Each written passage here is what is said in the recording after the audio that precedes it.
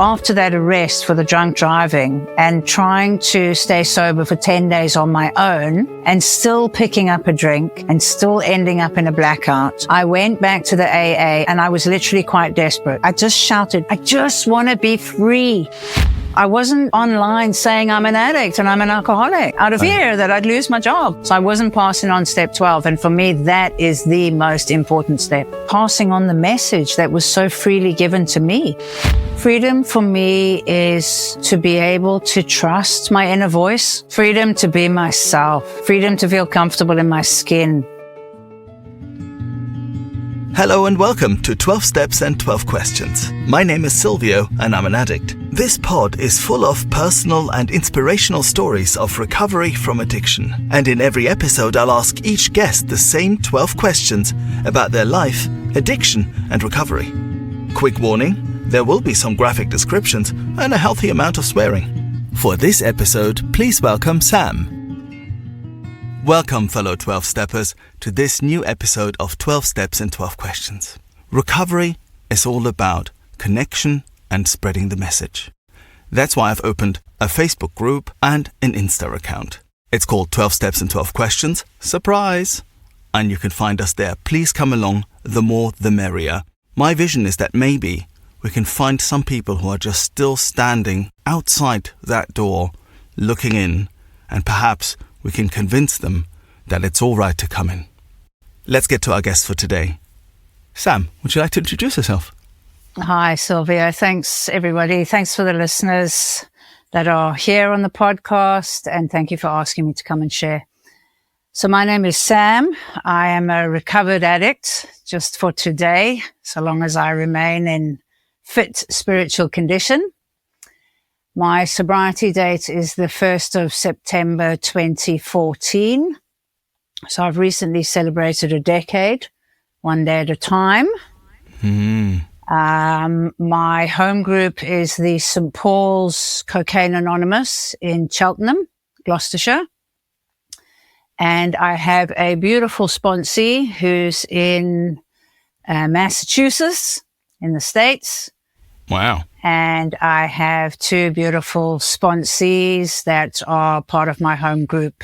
So we do face-to-face. And yeah, that's me. Wonderful. Thank you, Sam. Thank you. And welcome to this podcast. Thank you. Let's get straight to it. Our question 1 of the 12 questions I ask every guest on this podcast is, did you have any adverse childhood experiences?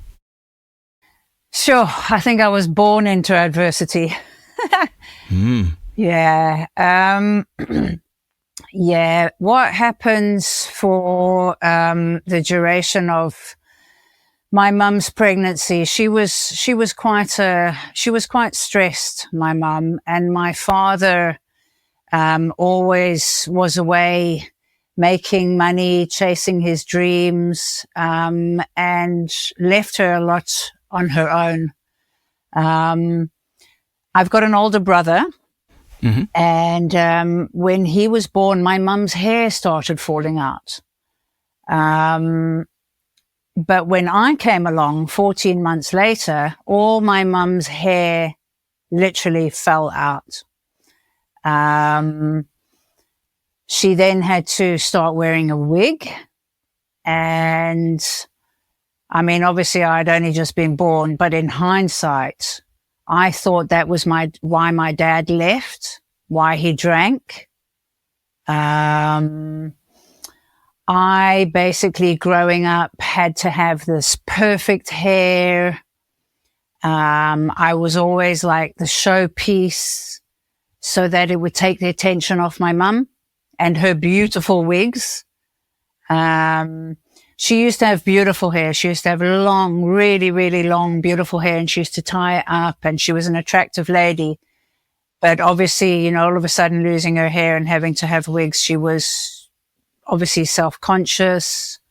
And she literally projected all of that insecurity onto me as a kid growing up. So that was pretty tough.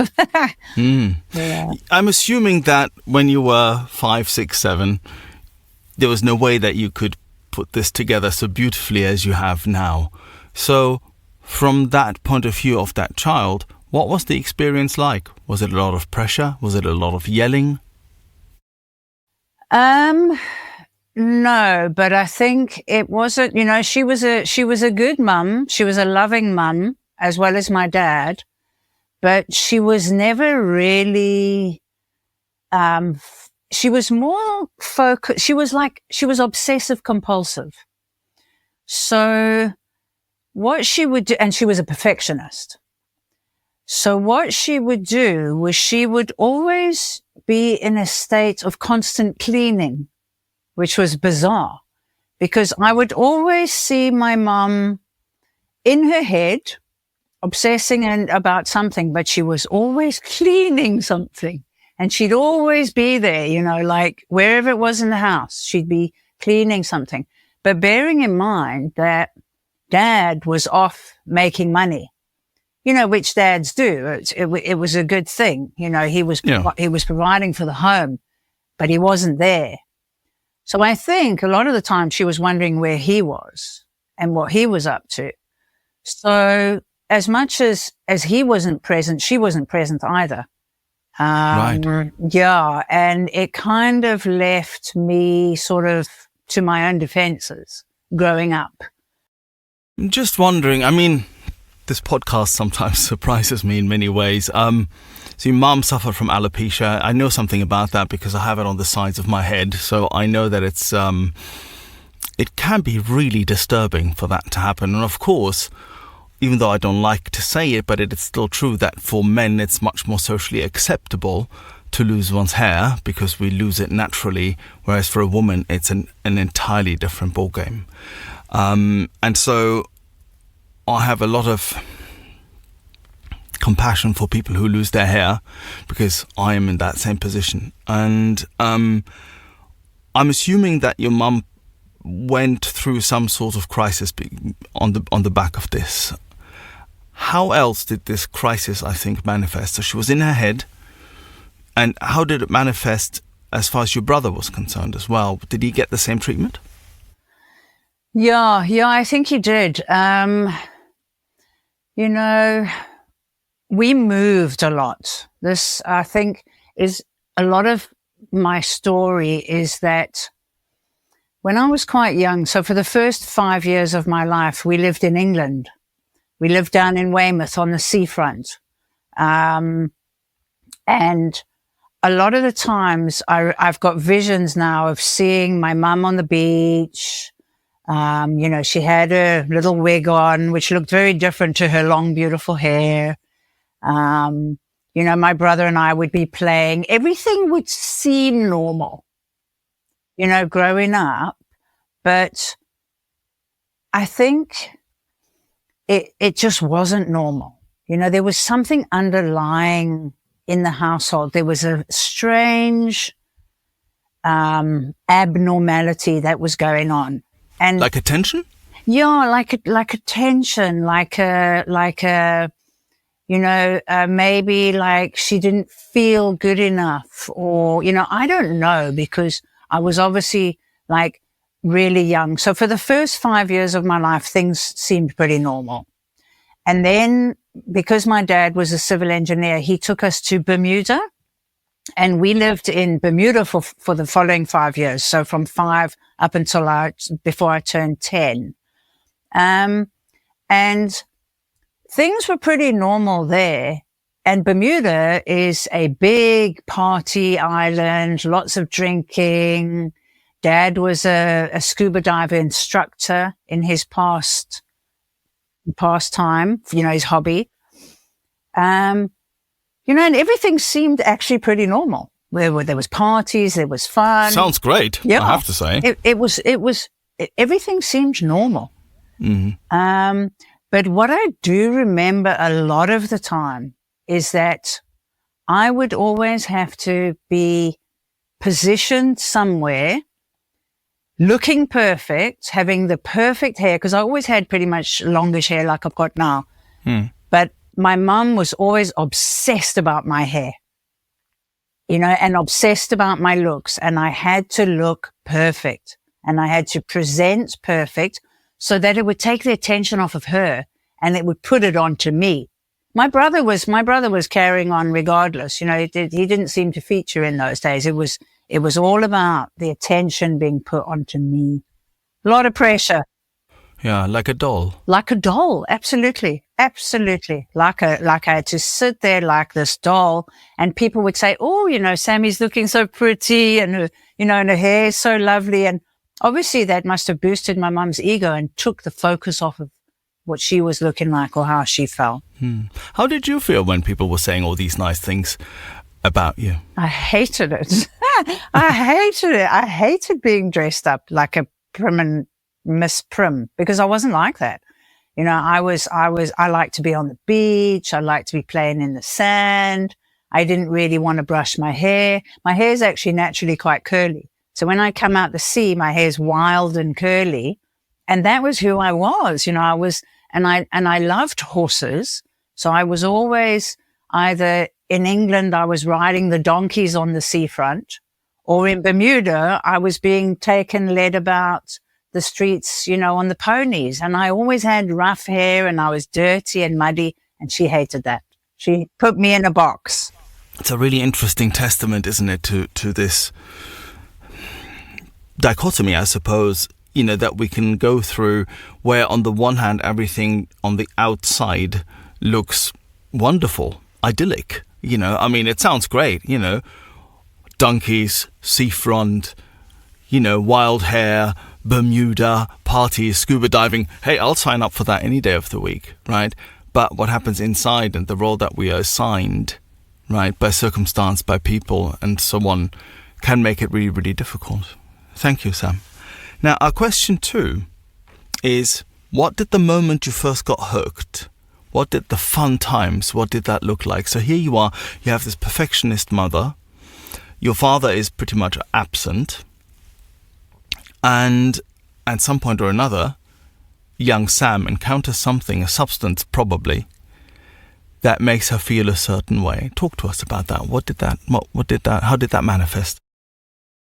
Yeah, for me, the first thing that comes to mind is marijuana, because when I started using marijuana, I was in South Africa at this time. Mm-hmm. So How old were you then? I arrived in South Africa just before I turned 10. But the marijuana only came into my life when I was around about 12. Yeah, just before high school. And pretty early. Yeah. Well, I remember we were at this stage, we were living in like a complex, like a housing complex. And, there was a lot of us. I started smoking around about, it was smoking, drinking and marijuana all around about 12. They all kind of came about the same time. And it was all with a group of friends. They were all hanging out by the pool with nothing better to do. My female friends had older brothers. And we all just seemed to be smoking, drinking and smoking pot, which was fabulous. You know, it was. What did your OCD mother make of all of that? Well, she wasn't around at the swimming pool, but she definitely knew that my brother and I were smoking, drinking and smoking pot. But, you know, luckily for us, Dad wasn't there. So she had no say. You know, so for me, the three of those things combined was, on the one hand, rebelling, you know, against this perfect lifestyle, which I didn't want to belong in. So I rebelled, you know. And then the second thing was the marijuana was fantastic because it took me to like some other fantasy world. You know, I was stoned and I was in my own little world, and, you know, and the alcohol was lovely because when I drank, I felt confident. And when I smoked, I felt like I was in, you know, so I had these three little vibes going on, like completely contrary to how my mother was trying to bring me up. And And that was... Yeah, the doll doesn't really do that. No. You know, doesn't get stoned, doesn't drink, doesn't rebel, doesn't smoke. Right, okay. And how did it progress? Well, I mean, you had an early start. Yeah, it did. It did progress. So when I started high school, when I'm now like 13 and I'm a teenager, it started more with peer pressure with the girls at school. And a lot of them, so at this time, I was living in Sandton, which is quite an affluent area of Johannesburg. And what we used to do was, a whole lot of us, we used to go to Sandton City, and they had the shopping center sort of at the bottom, and we could go up the escalators and stand on the top and look down. And what we used to do was we used to go down into the shops. We used to walk through the shops, pick up the box of wine, take it through the shop, and somehow walk out of the like Checkers or whatever it was without paying, straight into the toilet so nobody could catch us. And then we used to hold the box for each other, and we used to turn the tap, and we used to drink the wine, the red wine, out of the box and get completely hammered. And then we used to run up the escalators to the top, and we used to fill condoms with water and throw them over the edge onto the tables with people were eating their takeaways. You know, we were naughty kids. Yeah, that was where it started. That's how it started. Yeah. At some point, it got a bit more serious, probably, with your drinking and your using. I know that my progression. I mean, actually, to be fair, there was some times where things just plateaued for a while, right? For a year, maybe even 2 years. Certainly, what changed for me was I smoked loads, hash and weed.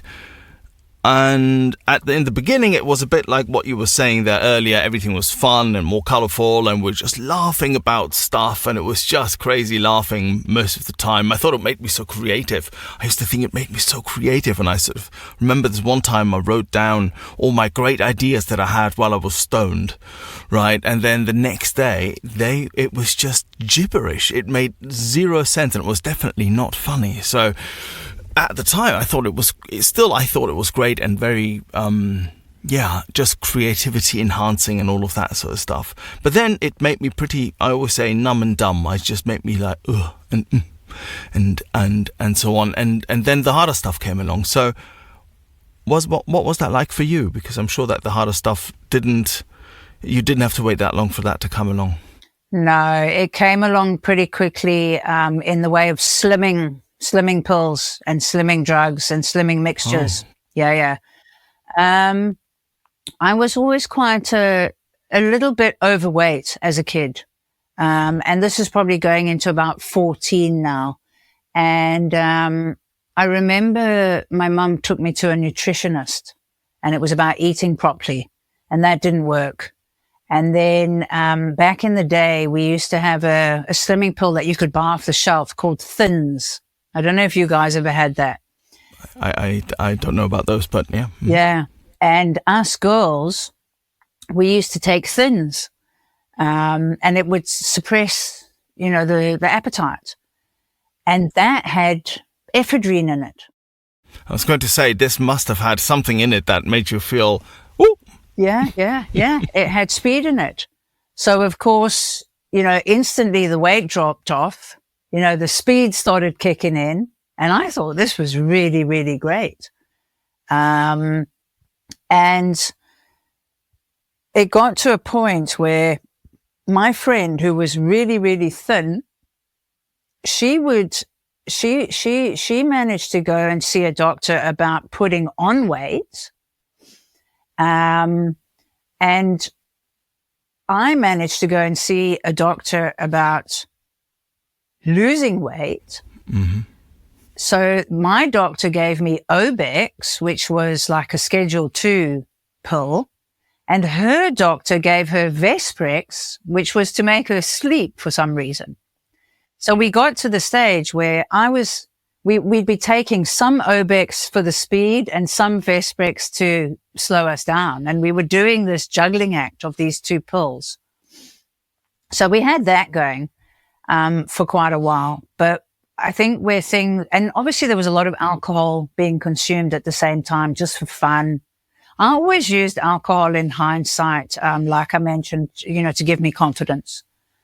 But as all of that was going on, when I started into about my 15th year, there was a construction site at Santon City. They were developing something, and there were a lot of lads at the construction site, and all these lads were smoking something. Mm-hmm. Now, I know in the UK, you don't get this drug here. It's called Mandrax. I don't know if you've ever heard about it on your show. I've heard the name. Yeah, it's called Mandrax. So Mandrax, is methaqualane, and it's a pain pill, that I think people used also to sleep.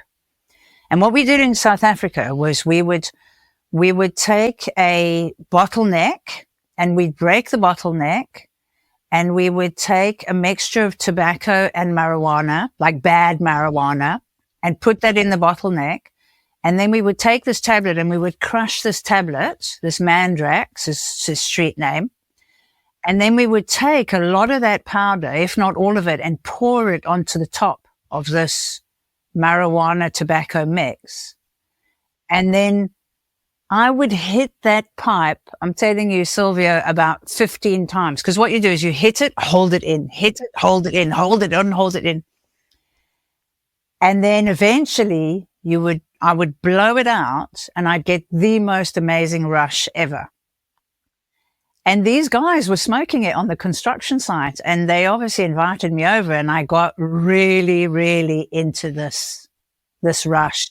And we would sit on paint tins, and we would like talk to one another, and like, I wasn't a big drooler, to be honest. But the guys, they would drool and say like how fantastic life is. And I'd be telling them how happy I am to have met them, and they're the best things since sliced bread. And some of them would fall off their paint tins, and I always managed to keep it pretty together, I think. But I loved that drug. That was the drug that I sold my soul for, Mandrax. Yeah.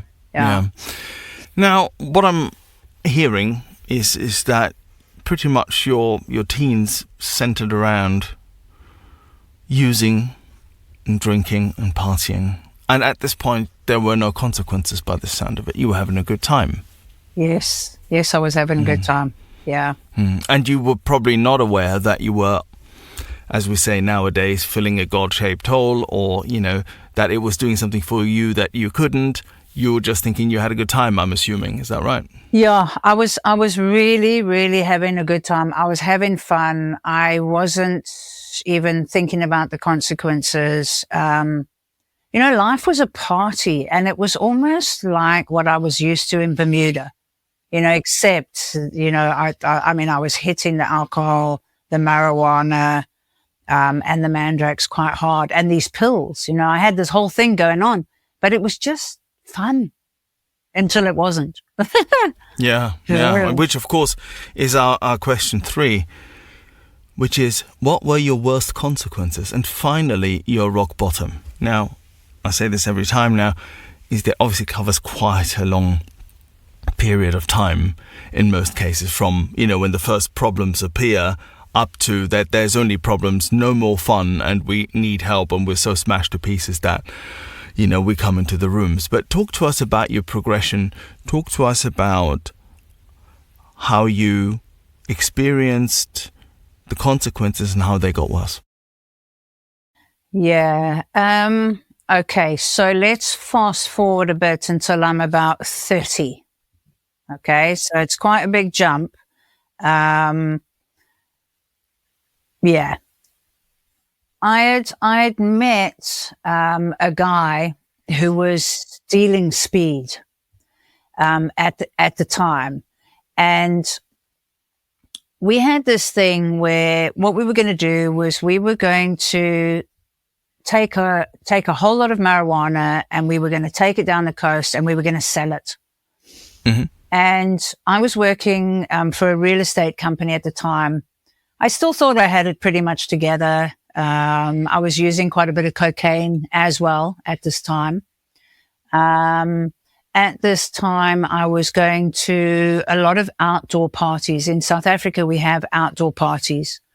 And at this time, it was, you know, the MDMA had come in, the ecstasy, you know, lots of LSD. I also loved LSD because it took me to a different reality. In fact, that was where my very first question was, why was I actually in this really shit environment with my mother? You know, why was I born into this really toxic environment? So by the time I was 30, I was searching already. I'd become a seeker, but I was using LSD, you know, to try and get answers. Let's just slow this down. I found this interesting. So, were you sort of using psychedelics and those properties of, you know, opening doors and changing perception, reframing, right? You were just using it without people in white coats there and any kind of direction, but you were trying to look for answers while taking LSD. Am I getting this right? Yeah, absolutely. Yeah, absolutely. I used to love LSD because, I mean, LSD would take me to sort of different realms. And, I mean, I remember the very first LSD trip that I took was Superman. And, you know, I was always part of a big group. There was always a lot of us. And because we're in South Africa, there was always sun and, you know, there was field trips and fires and fun, you know. And these friends of mine, they came along and they said they've got these little square pieces of paper with pictures of Superman, you know, and did I want to try it? And I thought, yes, absolutely. And you were never afraid? No, I was never afraid. I was fearless growing up. I was fearless. Right. Yeah. Okay. It's interesting because I was always so fearful every time I tried a new drug, right? I was always super paranoid, like, oh my God, what's going to happen? But I still wanted to, and this and that. It's interesting because in the end, it doesn't matter. We ended up in the same place anyway. I just love how, you know, you're totally fearless. I was quite fearful. Well, here we are, you know. Yeah, no, I was pretty invincible. Whatever came my way, I was like, bring it on. I'll try that. Yeah. Wow. But the Superman came in when I was about 16, you know, so, that was the very first time I took LSD, but it was amazing because we had this big fire going and there was a lot of trees and people were literally running up the trees and pulling the branches down and bringing them down and putting them on the fire, and the flames would go up and the next one would go running up the tree like horizontally. And grabbing, I mean, this is what my mind was seeing. I thought so, yeah. I was hallucinating off my face. But I loved it, you know, and then the next LSD I took were green goblins. And obviously there were little green goblins running around everywhere, you know, so I was like, wow, this is a cool world. You know, and still to this day, I love fantasy. I loved that. But so that was when I was still 16, 17, 18, right up until I was about 30. I had this all going on and it was fun. But when things started going a bit pear-shaped was, I met this guy at an outdoor party. And of course, as soon as I saw this guy, I mean, he had long hair, he had his top off, he was gorgeous, he had this well-built, rippled effect. And I thought, I want him. And of course, You've sold him well. I sold him well, and that was it. But he came with a price because he was a speed dealer, and I'd never done speed. And well, you sort of had in your slimming pills, didn't you? But yeah, in hindsight. But not pure, I suppose. Okay. Mm-hmm. Yeah, absolutely. That's exactly the way it went, because I didn't know those slimming pills had speed in them until I met this guy. So when I met this guy, we were doing speed, and I was starting to lose my job because I was starting not to go in, not to care. There was a lot of partying going along, and everything on the party scene went well until the speed came along, because the speed was like a dark drug, and it put a damper on the party scene. And also at the same time, when the speed came in, those Mandrax pills came back as well, because the speed was an upper and the Mandrax was a downer.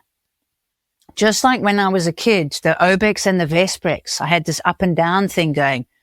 So when I met this guy at 30, and this started happening, but on a whole deeper, darker level, more intense level, I found myself at the beginning of my 13th year getting arrested, because he got thrown in jail for causing chaos and some sort of uproar. And I went to the Cape Town police station to bail him out. But I thought, before I go in, I'll smoke a quick joint just to calm the nerves. It's always a good idea to do that before you go see the police, yes. And just around the corner from the police station.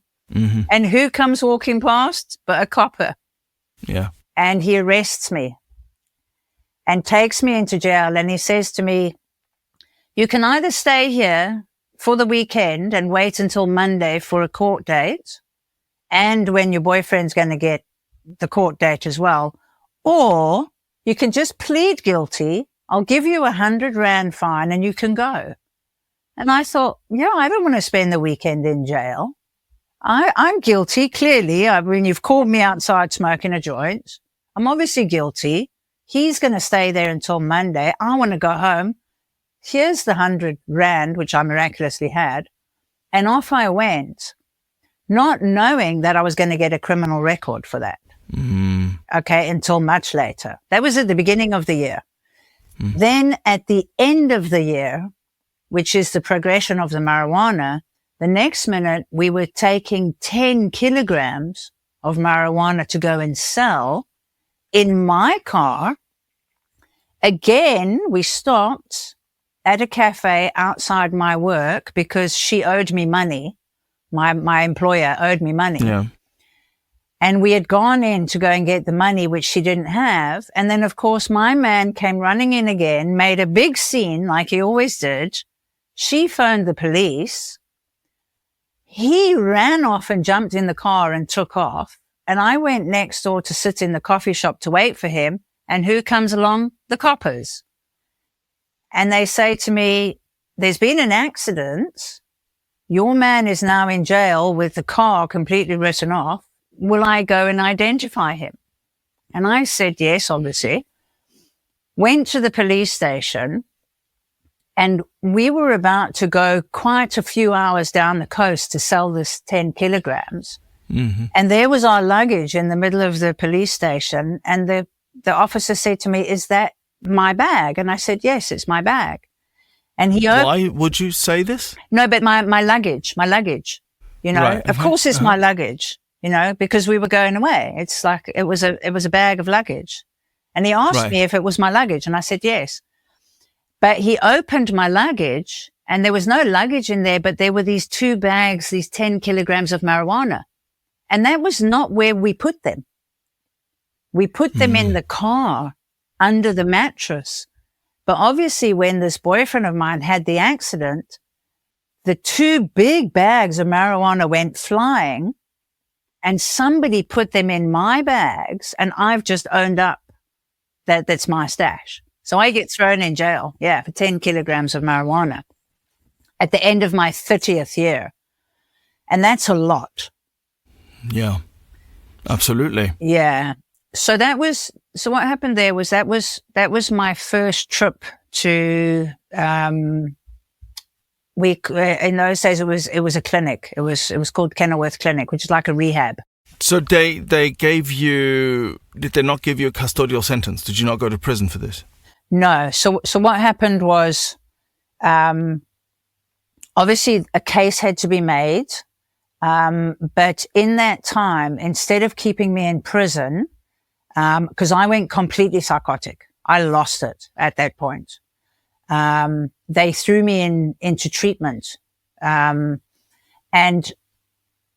while the case was going on, because it wasn't a clear-cut case, although the marijuana was in my bags, I had a good lawyer, but my fingerprints weren't on the bags, luckily. So there was this whole case going on of who the marijuana belonged to, but they couldn't pin it to me so I never got a sentence, but I did get 40 days in the treatment facility for my psychotic nature. Right. Okay. So that was the first time you had some sort of rehab. Yeah. And that was the first time I heard about Alcoholics Anonymous or Narcotics Anonymous in the treatment center. But that was only at 30 years old. Yeah. And I'm assuming this didn't stop you using and that there's more progression to come. It didn't stop me using. I got sent after treatment. I got sent to a safe house, because my dad was alcoholic. I didn't want to go there. And obviously my boyfriend was a speed dealer and I didn't want to go there. And I went to a safe house and friends of mine came to fetch me and they had a little cooler bag. They said, we're going to the beach. Come, we'll take you to the beach. And we went to the beach and they opened the cooler bag full of beers, cold beers, and they pulled out the big spliffs of marijuana. And literally, that was it. I was out again for 12 years, just going round and round in circles, picking up more and more drugs, more and more alcohol, more and more men. Just sort of listening to this, and there's something in this that I think is interesting.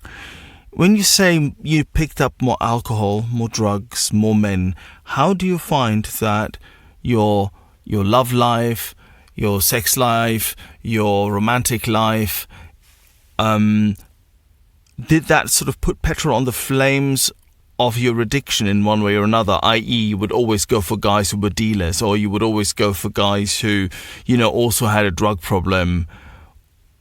How was that interconnected? How was that linked? Was that linked?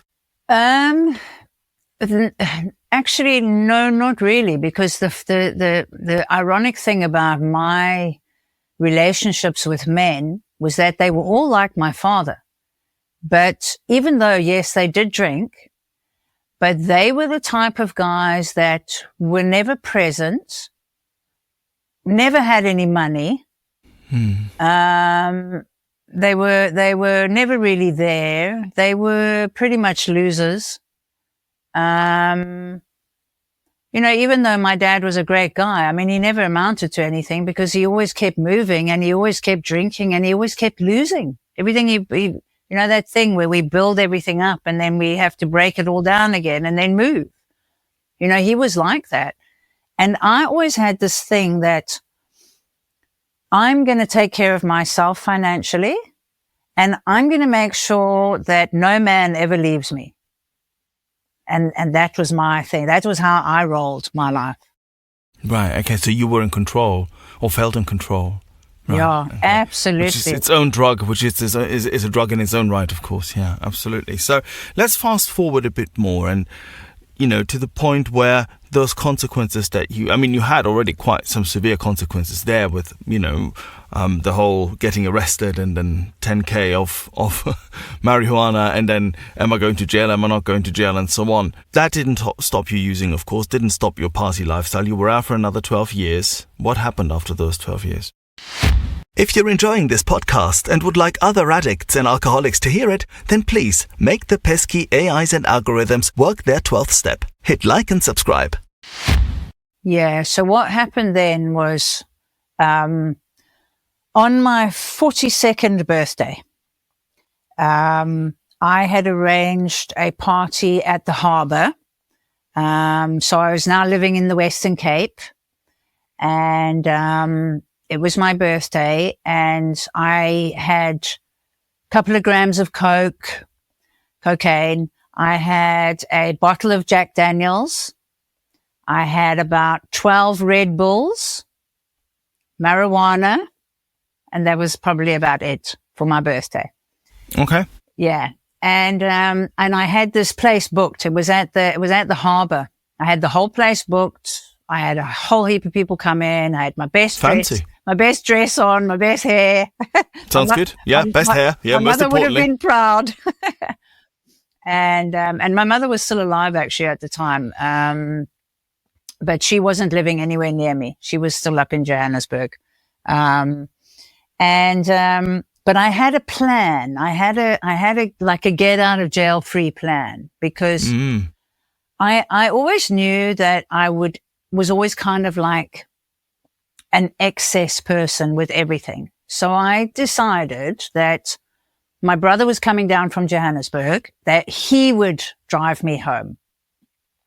But if he happened to get too drunk and leave, you know, he'd have his own agenda, then what I had was I had a backup plan. I had my little car, which was a little van. It had these lovely stained glass tinted windows, and it had a mattress, and it had my pillows and my duvet and everything in it, because I used to go to these outdoor parties and I used to sleep in the back of the van.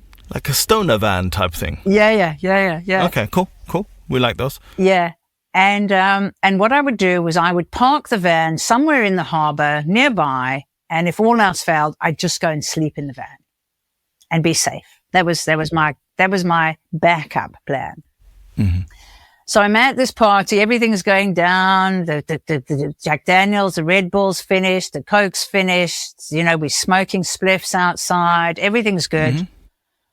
And the next minute I'm at the bar and the barman says to me, Sam, we're going to close up now. You need to leave. And I turn around and there's nobody in sight. I'm the only one there. I'm the only one left after my birthday party, sitting at the bar, still with my drink, still having my own little party. And the guy says, you got to go. So I thought, fine, I've got my car outside. I'll get in the car. I get in the car and I'm just about going down the hill to leave the harbour. And this police van comes right in front of me, stops, opens the door, and I politely fall out the door at their feet in my beautiful little velvet green dress. I'll never forget it. They open the back of the van. They throw me into the back of the van, and I don't know, the South African word is they rondloopt me. So they took the van and they went this way and they went that way and they went this way. And I'm in the back of the van going, you know, all over the van. So they tossed you around, I suppose. They tossed me around in the back of the van. Say the South African word again. Rondloopt. Rondloopt. Yeah, they round through me. Yeah, okay. Kind of thing. Okay, yeah. Loving that. So we get to the police station and now they want to take my blood. And now I've gone completely psychotic from all this tossing about in the back of the van. And when they open the doors, I'm screaming and shouting and they want to take my blood. And there's a police officer standing in the corner with a big AK-47 rifle. And I reckon there's no way these people are injecting something into me. So I go running to this copper, grab his gun, and I'm now wanting to grab the AK-47 and like blow the place to pieces. The next minute I feel this knock on my head. I'm face planted, pepper sprayed and handcuffed. And then they could take my blood. It was horrific. Talk about losing control.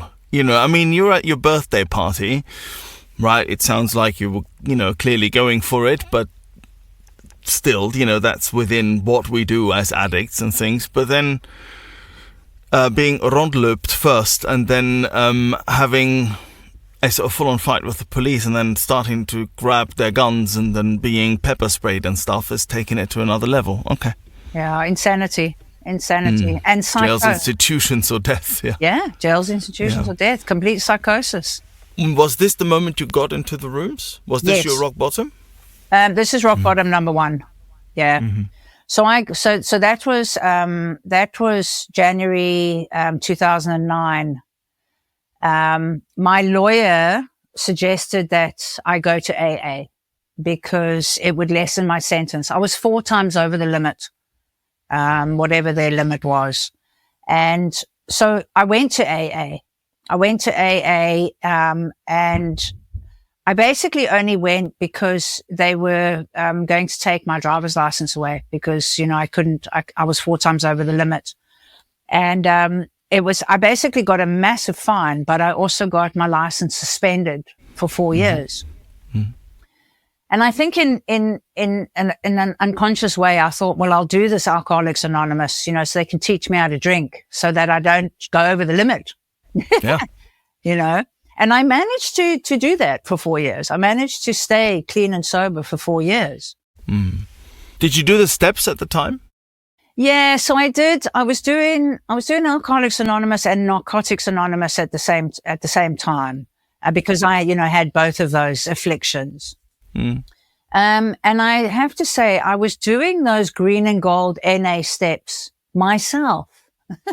I was going through the book myself, and I was actually getting quite a lot of clarity, and I was unpeeling a lot of layers. But I had no sponsor. I was just doing it my way. But it was keeping me clean, and it was keeping me sober. Just so that we're clear, we are not advertising the fact that you should not have a sponsor, and we don't think that you should go through any book, be it the NA book or the Blue book, by yourself. It was just your experience at that time. And somehow, clearly, also, given the severity of what had happened to you and so on and so forth, you maybe also wanted to stay clean, and together with having the influence from AA and NA, somehow you managed to stay clean for a while. So talk to us about the rock bottom that actually then took you into the rooms. Yeah. The final rock bottom. Mm-hmm. Yeah, the final rock bottom for me was the 1st of September 2014. So I had been on a relapse for 9 months, and the progression of the disease was huge because I was smoking a lot of marijuana. I was taking a lot of mushrooms, like literally handfuls of mushrooms out of these brown paper bags and just eating them. Wow. I didn't drink a lot in those 9 months because I'd been clean and sober for the 4.5 years prior to that. I didn't drink a lot. But it was the weed, it was the mushrooms. And then what the final straw was, I was at a party and somebody offered me a drop of LSD, and I stuck my hand out. The drop went on. I licked it. It went down my throat. And I was just getting going on the dance floor. I mean, I was out there. I was just starting to take off. Hands in the air, flying. And then they switched the music off. And I sort of got stuck there. I was like, what's happened? And it was almost like I got stuck there in my head. And I had to drive home, and I was living on a farm. I was taking horse trails at the time, and I was living on a farm, and the farm was run by Germans. And I had a cottage that was quite far into, not in the woods, but it was quite on its own. It was quite separate. And it was holiday time. And by the time I managed to drive back to the farm, high as a kite, flying off my face, not knowing which way is up. But I had these crystals hanging from my front mirror. And these crystals were relative to my home. And I was just saying, just get me home, just help these crystals, just get me home. It was almost like these crystals were driving the car home. Which they weren't, but I hear that. Yeah. Okay.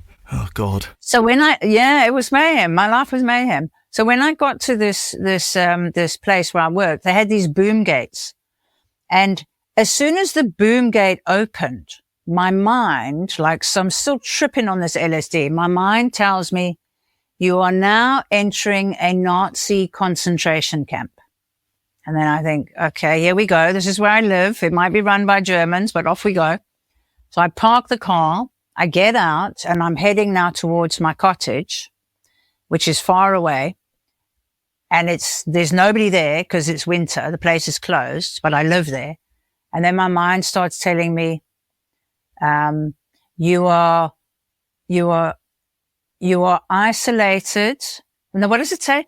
You're now entering a Nazi concentration camp. You are isolated and alone. And I think, okay. And then I eventually get to my cottage. And when I open the door to my cottage, which is underneath the guests' accommodation at the top, I open my door and my mind tells me you are now entering an underground tomb. And I went into my room and I promise you, it was like death. It was in my head. It was like I just died. So you were having a terrible, terrible trip. Terrible trip. A terrible trip. The next morning I had to go and work at the stables and my boss wanted me to sweep up some manure. And I lashed out at her and I swore at her and I said, there's no way I'm sweeping up your shit type of thing. That's kind of how I remember it. And anyway, things were really bad, but it took me about 9 months to come down from that trip. And people from my local AA group were coming to visit and they were actually coming to book a horse ride with me to find out how I was. They had obviously heard wind that things weren't going well. And they were saying to me, you need to come back to the rooms. And I was saying, I'm fine. I've just smoked a little bit of marijuana. And they were like, Sam, you're not. You're fucked. You need to come back. And eventually I went back. And I promise you, Silvio, the first conversation I had with the AA in those rooms, my head was bouncing off of the walls. I couldn't have a conversation. And I realized I was in big trouble. I thought I was going to lose my mind. And that was where my journey of recovery started again. What you're saying there about basically, I'm not sure if I'm using the right words, getting stuck on LSD for 9 months, if I'm getting this right, is something I'd like to discuss briefly. One of the reasons why I've never touched LSD is because I was always paranoid. So remember, I'm quite fearful around trying new drugs. And that was the one that got away because because I always just was too paranoid that this sort of thing could happen, right? Because I'd heard, urban myths. I'd heard that this sort of thing was possible, right? So I was like, absolutely not. I'm not doing this, right? It scared me too much. Talk to us a little bit about you getting stuck on LSD and what that was really like, because I imagine this is just also perhaps just playing into my fears, but I'd imagine that this would be one of the worst things that could happen to you, after a drug use, that you're not really coming back, so to speak. Yeah. Obviously when I was going through it at the time, and it was a period probably of about a year, until I actually realized how bad it was, because I was having, in the big book, it speaks about we have trouble with personal relationships. Mm. I was having a lot of problems down at the stables. With the people I worked with. I mean, I had a beautiful job, but I always seemed to be in conflict with these people. I was always wanting to do things my way, or, things weren't like, I was getting aggressive and do you think that this was part of you having the experience on the dance floor? You're just coming up on your acid, and then all of a sudden the lights go on and so on and so forth, and you're sort of stuck in that place. Do you think that was related? Is that what you're saying? Yeah, absolutely. It was absolutely related. It was almost like I was I got stuck in a place of torment, like in a dark pit. Where I couldn't see any light. Like everything around me I was antagonistic about everything. I was on edge. I was argumentative. I wasn't happy. I was, in the end, I got called to the manager's office a couple of times, and I remember him saying to me, he said to me, Sam, you always seem to be swimming upstream. Why can't you just go with the flow? Mm-hmm. Mm-hmm. And I remember, I used to end up, crying in his office, and like a deep dark depression, you know, and I couldn't see the truth from the false. I couldn't see that I actually had a problem. It was all about the stable manager's fault, you know, and it was, oh, they're not treating me well. And, you know, and it was a horrible, horrible time. Yeah, it was a really, really horrible time. And then I had a bad accident. I had a horse riding accident, which kind of, I think, was a catalyst to actually my recovery. Yeah, before we go there, just one more time back, if you don't mind, but back to the acid trip. So when you say that you got stuck there, you got stuck in a bad place emotionally, you got stuck in a bad place in terms of the way you were dealing with your surroundings and so on and so forth. But it wasn't a situation where you were still hallucinating a few months down the line. No, not at all. No hallucinations. No. That's not what you meant with it, right? No, there was no hallucinations. It was almost like it was turmoil. It was darkness. It was despair, destruction. That kind of feeling like a deep, deep pit of hell. That's actually the way I can describe it. Right. Okay. Well, hot on the heels of that, let's go to our question 4, which is, at your worst, did you ever want to die? Did you consider suicide? Yeah, I did. But it was a little while after that. So what happened was I had this bad horse riding accident, which literally pulled the rug out from underneath me with that job. It was a godsend. I got out of there because I couldn't do the job anymore. And I ended up moving in with my mum. And she was in an apartment. She was in a sort of a 1-bedroom apartment, and she said to me I could have the bedroom. She'll sleep in the lounge. And, you know, it wasn't ideal, and I still wasn't really 100% myself, but I was coming right. You know, I was in a better place, except for the accident. And it turns out that there was a guy that moved in with his brother across the passage. And I thought to myself, oh, that's brilliant. You know, he's just had his world pulled out from underneath him. You know, I'll chase him. You know, he can be my saving grace. And I did that, and he was not interested in me, but I hunted that guy down like the plague, like a drug. And in that relationship, I had to put my horse down because I had to move my horse, whom I rescued 9 years prior. And all her old behavior started coming back because all my old behavior started coming back. We were in this relationship that was so toxic, because obviously the guy thought I'm so desperate and I'm so needy, so he might as well entertain whatever I was willing to offer, you know, which was myself and my soul and everything. You know, I was hoping he would rescue me. And I remember at this point I had no guard.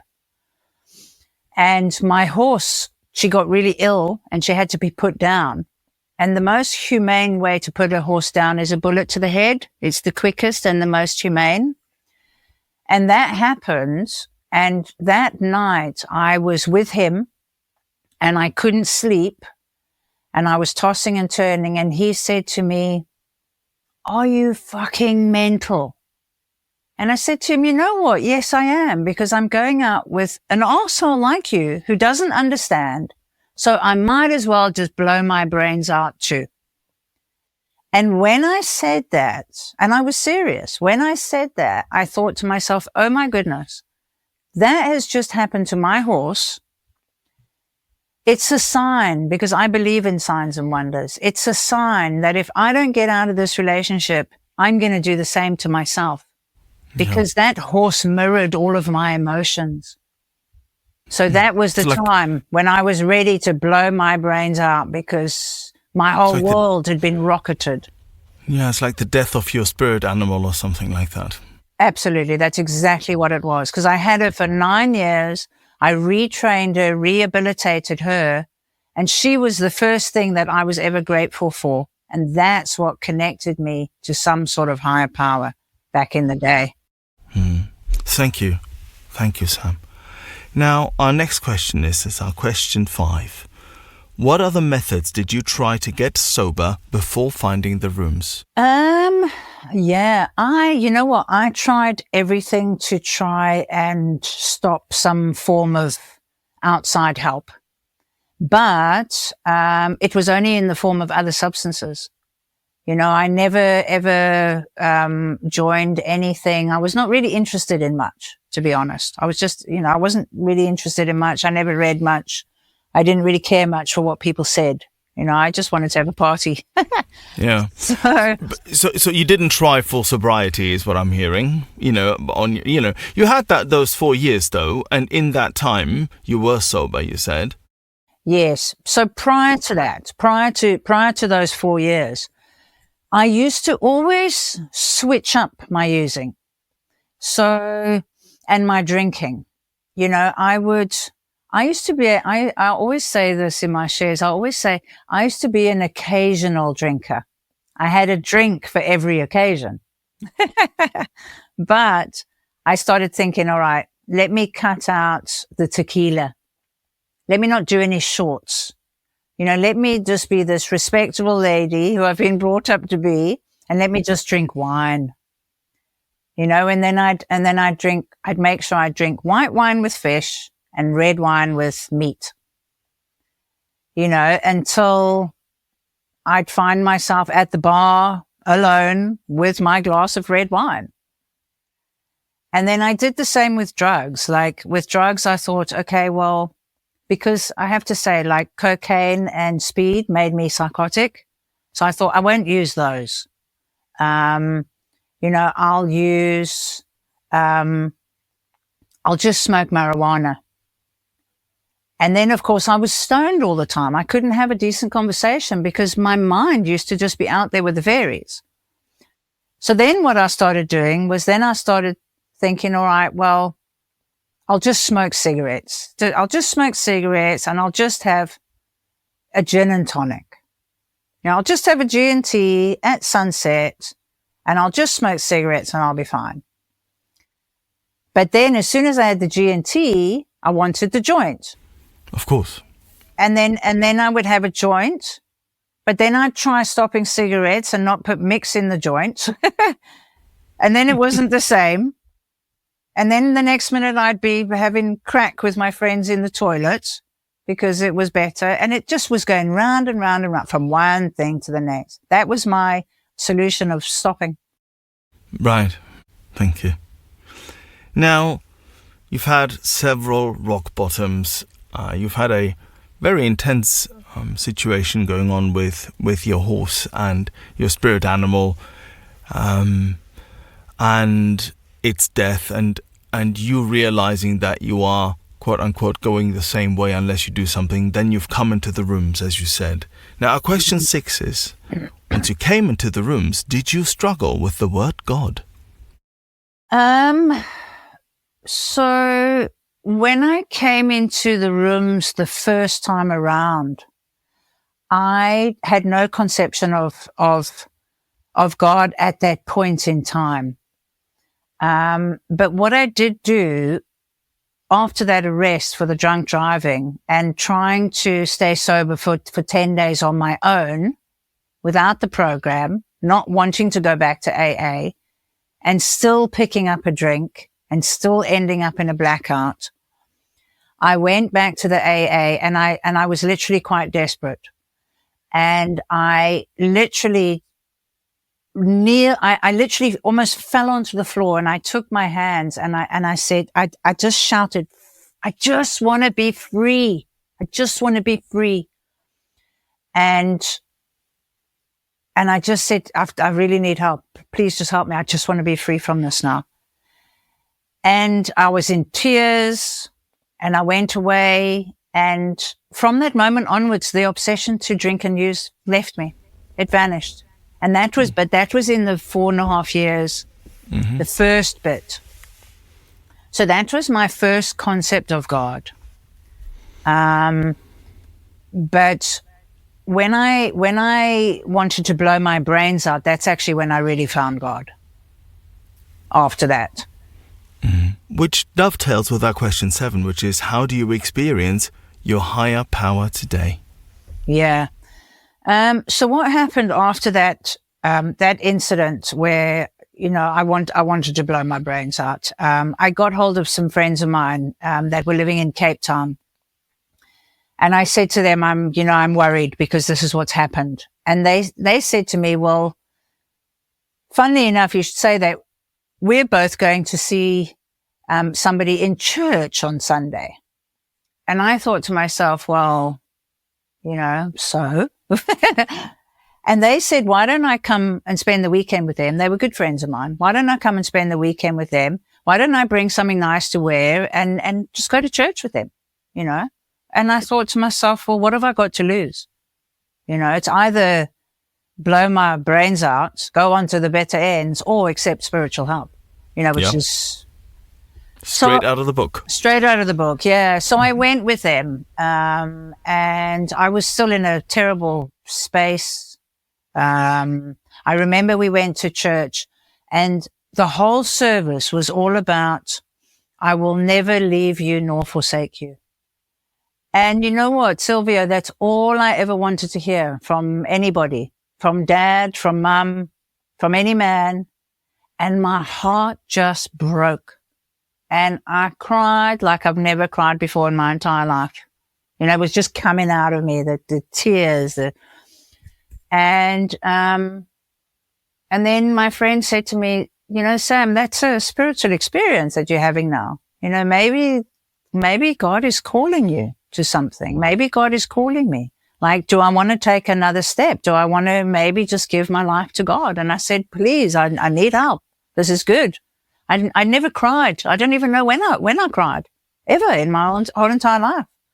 And I said, yes, God, take me. I give you my life. Take me. And that was when I gave my life to the Lord Jesus Christ. Right, and I've not looked back since, to be honest. I've not looked back since. Thank you. Question 8. Which parts of the steps were the most difficult for you? Now, I know that you work quite a tight program and that, you book quite well and all the rest of it. So that experience in church wasn't the only experience you had, of course. And you've done the steps probably more than once. And in that process, which parts of the steps were the most difficult for you? You know what? I think for me, just to give you a bit of a backstory, when I first came over to the UK, I was doing live-in care for 2 years, and I wasn't practicing any program, and I had nobody in my life because I was living with these ill people that I was taking care of for 2 years. So I wasn't doing step 12. And for me, step 12 is the key to this whole thing. So the question was, what step was I having the most difficulty with? Was passing on the message that was so freely given to me. And it was almost like, because I wasn't doing that and I was chasing the money to set myself up, worldly clamors, but with no recovery, because I didn't want to be honest, because I was in an industry that didn't allow addicts and alcoholics in.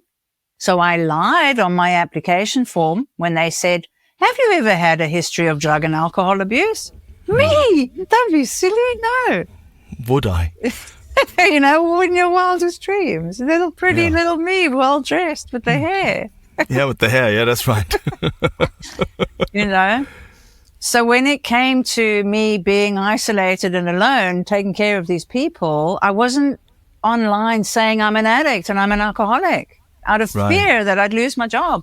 So I wasn't passing on step 12. And for me, that is the most important step, to pass on what is so freely being given to me.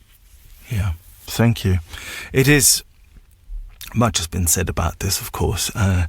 And even at the risk of stating the obvious, I think without a step 12, which is what we're doing here, of course, but also, just the one-to-one with sponsees is just such an important part of our program, and without it, it actually goes absolutely nowhere. Yeah, thank you, Sam. Question 9. Which character defects give you most trouble?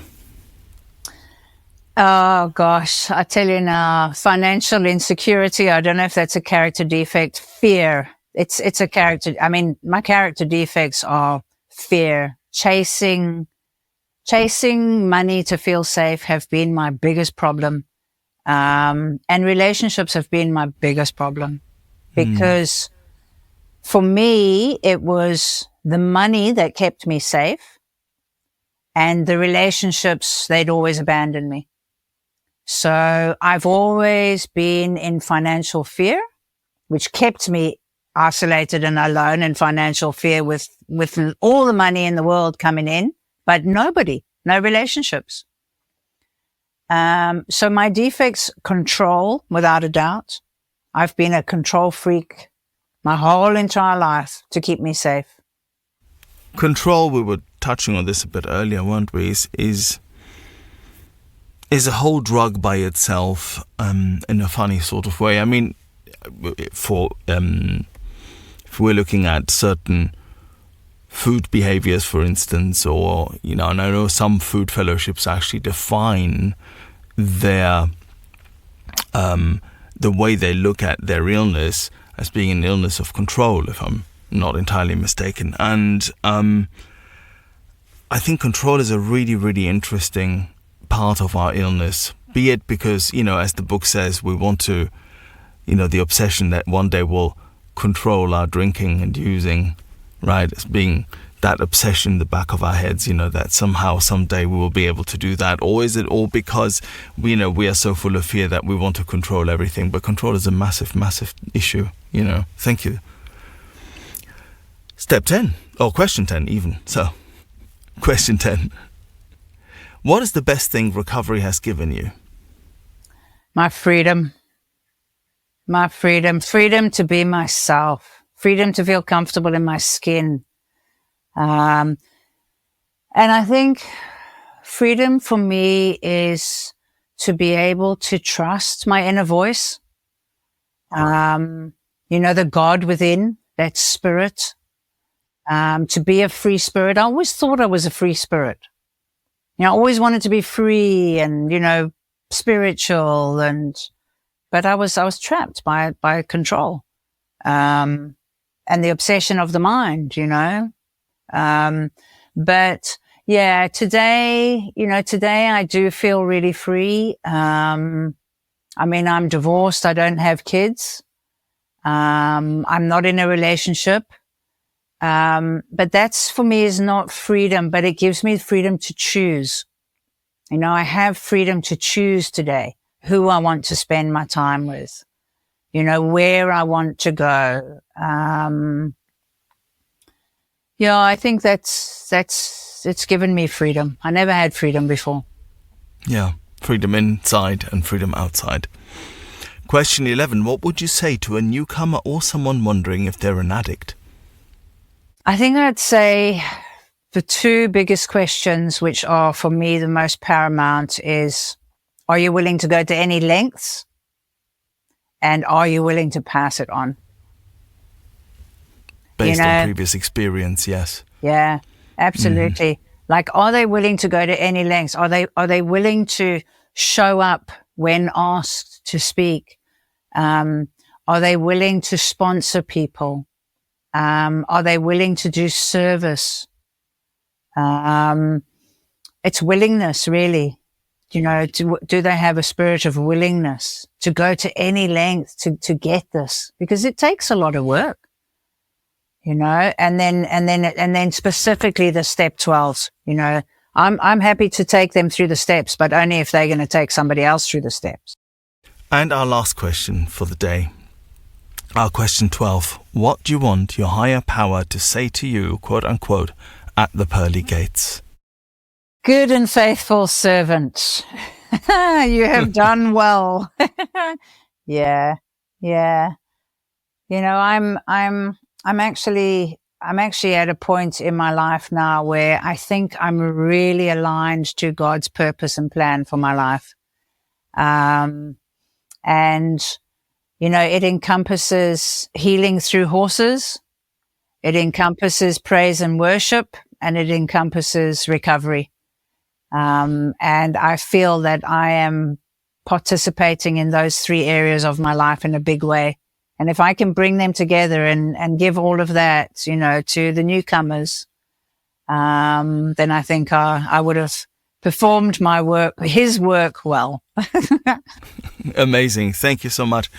Sam, you've really taken me on a bit of a journey here today, from Bermuda down to the South African beaches and the outdoorsy lifestyle, and through the craziness of your using days, to the serenity of your recovery. This has been really, really great. Thank you so much.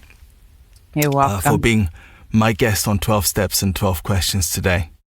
Thank you, Silvio. You're very welcome. It's been absolutely wonderful going through the journey with you. Thank you so much for asking me. We've come to the end of this episode. Thank you for listening. If you've enjoyed it and would like other addicts and alcoholics to hear it, then please make the pesky AIs and algorithms work their 12th step. Hit like and subscribe. While this pod is based on the 12-step recovery program, it's not officially affiliated with any 12-step fellowship. 12 Steps and 12 Questions is not substance or behavior specific. It's fully self-supporting and not for profit. And this next bit. It's not allied with any sect, denomination, politics, organization or institution. It does not wish to engage in any controversy, and it neither endorses nor opposes any causes.